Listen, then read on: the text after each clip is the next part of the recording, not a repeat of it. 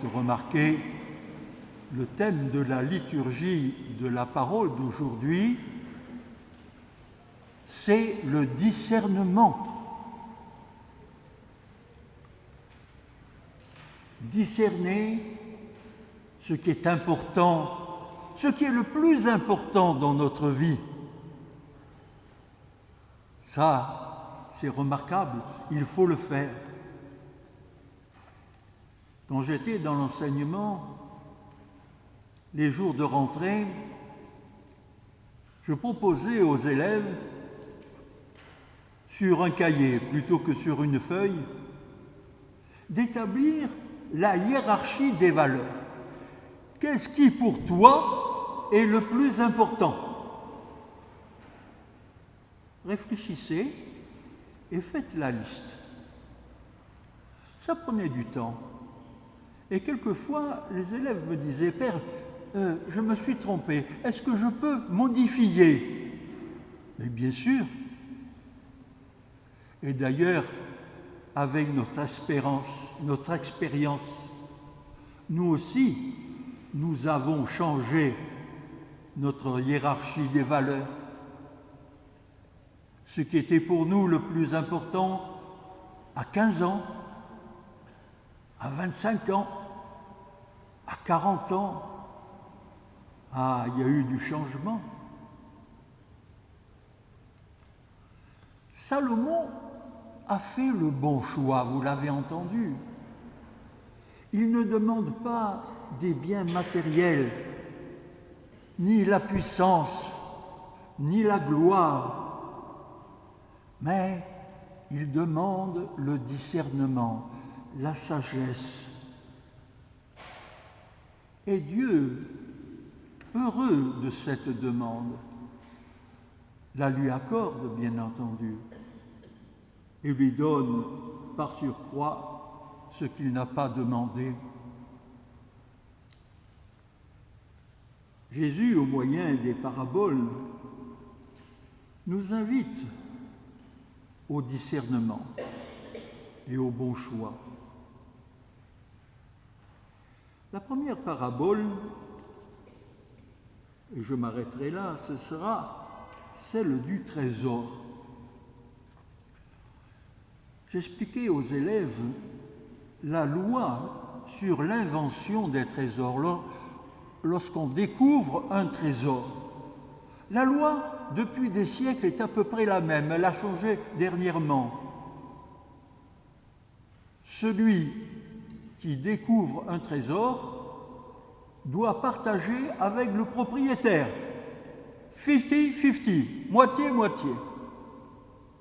Alors on comprend que celui qui a découvert un trésor, plutôt que d'avoir la moitié, veuille le tout. Alors, sûrement que l'homme de la parabole, quand il est rentré à sa maison et a dit à sa femme « On vend tout !» pour acheter ce bout de terrain. Qu'est-ce qu'elle a pensé, cette épouse? Mais il est fou! Qu'est-ce qu'il fait? Mais ça valait le coup. Certains de nos parents, certains parmi nous, certains de nos enfants font un choix qui n'est pas toujours compris par la famille. Le choix de l'amour,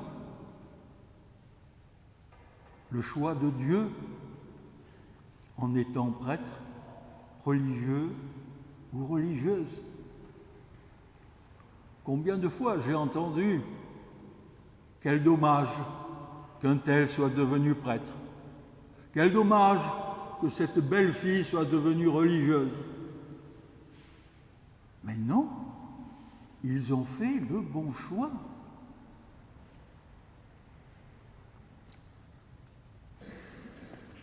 Bien sûr, cela demande un sacrifice.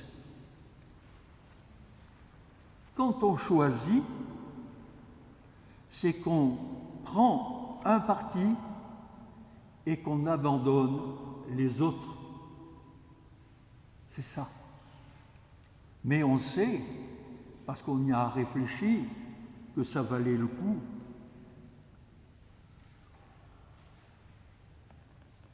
Nous avons toute la vie pour découvrir notre trésor, ce qui pour nous est le plus important. Mais une fois cette découverte inespérée, chance de notre vie, occasion unique, il ne faut pas la laisser passer.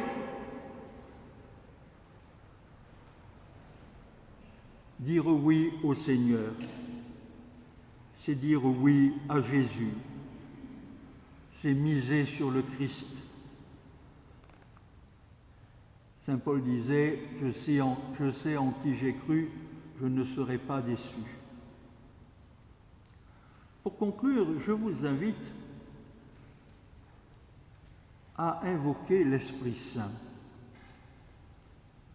Sommes-nous toujours capables, par nos propres moyens, de discerner le meilleur pour nous?